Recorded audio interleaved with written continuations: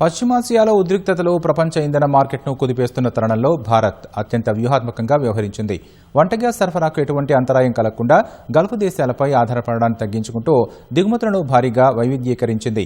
America, Iran వంటి దేశాల నుంచి దిగుమతులను ముమ్మరం చేసింది. అదే సమయంలో అంతర్జాతీయంగా ధరలు పెరిగినప్పటికీ దేశీయంగా సామాన్యుడిపై భారం పడకుండా ప్రభుత్వ రంగ చమురు సంస్థలు ఆ నష్టాన్ని తామే భరించాయి.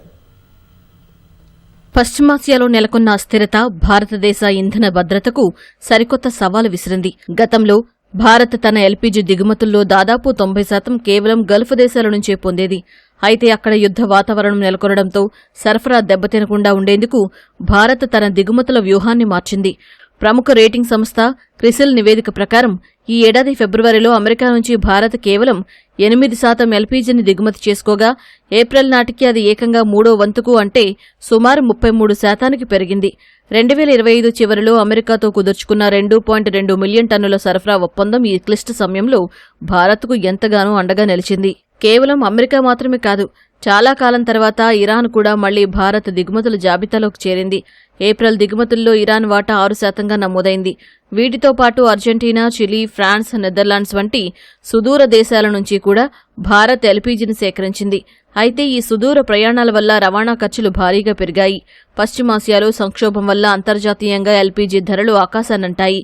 భారత దిగుమతులకు ప్రామాణికమైన సౌదీ అరామ్కో కాంట్రాక్టు ప్రైస్ ఫిబ్రవరి నుంచి జూన్ మధ్య ఏకంగా 46% పెరిగింది.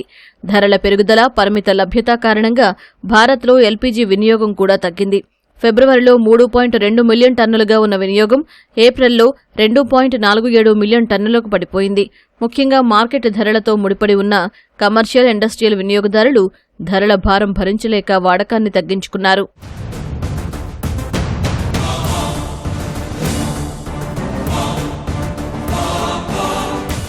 అంతర్జాతీయంగా 46% ధరలు పెరిగినప్పటికీ కేంద్ర ప్రభుత్వం గృహ వినియోగదారులపై ఆ భారాన్ని పడనీయలేదు. ఢిల్లీలో 14.2 కిలోల డొమెస్టిక్ సిలిండర్ ధర కేవలం 10% మాత్రమే పెరిగింది. దీనివల్ల ప్రభుత్వ రంగ చమురు సంస్థలపై తీవ్ర ఆర్థిక భారం పడింది. ఒక్క మే నెలలోనే ఢిల్లీలో ప్రతి డొమెస్టిక్ సిలిండర్పై చమురు సంస్థలకు ₹651 నష్టం వాటిల్లింది. మార్చి నుంచి మే వరకు కేవలం 3 నెలల కాలంలోనే ఈ సంస్థలు దాదాపు 22,000 కోట్ల మేర నష్టాలను భరించాల్సొచ్చింది.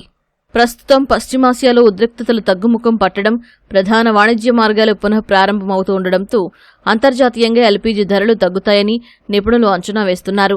ఈ తాజా సంక్షోభం భారతదేశానికి ఒక పెద్ద పాఠం నేర్పింది. భవిష్యత్తులో ఇలాంటి భౌగోళిక, రాజకీయ ఆటంకాలు ఎదురైనా తట్టుకునేలా దిగుమతులను ఒకే ప్రాంతం నుంచి మరిన్ని దేశాలకు విస్తరించుకోవడం, దేశీయంగా ఉత్పత్తిని పెంచుకోవడం ఎంత కీలకమో ఈ పరిణామాలు స్పష్టం చేస్తున్నాయి.